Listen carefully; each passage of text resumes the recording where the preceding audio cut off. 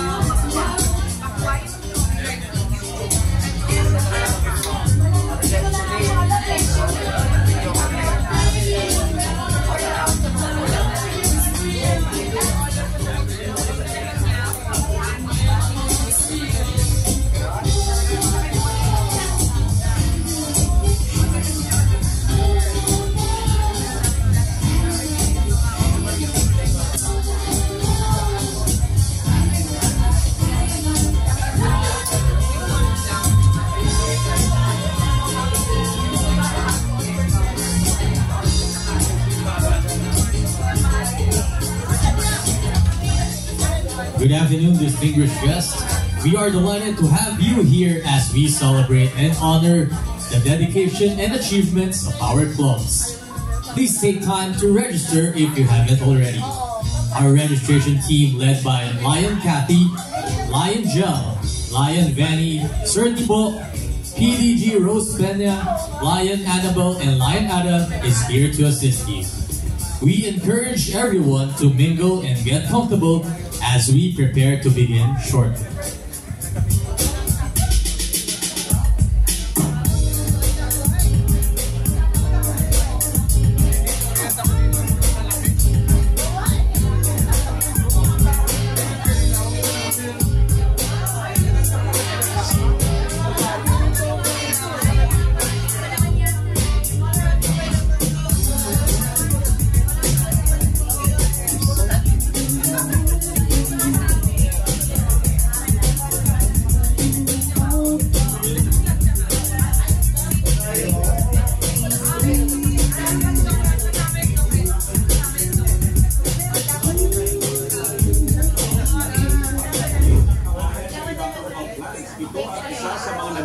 Isang grupo para suportahan ang kabuhayan ng mga residente ng Kalatagan sa Batangas. Yan ang ulat ni Road Lagusan. Nagbigay ng tulong ang isang grupo sa isang barangay sa Kalatagan, Batangas bilang bahagi ng layunin nito na umalalay sa mga komunidad. Sa pamamagitan ng pagtatanim ng herbal plant na nagundi, kasama na ang kawayan.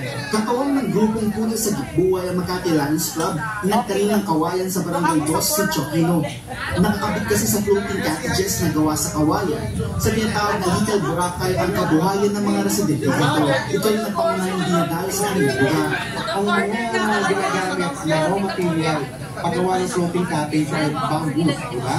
So napakagandang ibigay sa community para maging yung that source of livelihood nila itong tourism ng Kalatagan. Kaya kung meron silang tanim ng mga bamboo, dumami ang mga bamboo dito. So yun ang gamitin nila ng mga material para makagawa ng floating cottage. Dagdag nga, ang maganda sa kawayan ay ang mabilis na pagdami nito para sa komunidad na natulungan ng grupo. Ang pagkakaroon ng kaalaman sa pagdadami nito ay makakatulong sa mga residente. Malaki po matutulong yan dahil po yan, sa ngayon po, ang taas na po ng bilihin na pagka po kami bumili ng kawayan, sobrang taas na po yan. 350 na po ang isang piraso. Ngayon, kapag po yung tatanim po ng kawayan, makakamenos po yan sa aming pong gagamitin. Malaking ginhawa rin anya ito para sa kanila. Isa lang si Gemma sa maraming may-ari ng floating cottages sa Kalatagan at sa mga residenteng nakakabit sa turismo ang kabuhayan. Sa kabilang banda, ayon pa sa grupo, ang mga itinanim at mga ibinigay na lagundi ay makakatulong rin sa kalusugan ng komunidad. Yung community ng Kalatagan, bagamat nasa palibot sila ng dagat, still makakita ka ng mga bata na may pneumonia, may asthma, malakas ang respiratory problem. No? So, mean to say, talagang kailangan nila ng mga medicine na available readily sa kanilang environment. Kaya doon sa synergistic effect ng kanyang component, talagang bacteria, fungal, viral, hepatoprotective, anti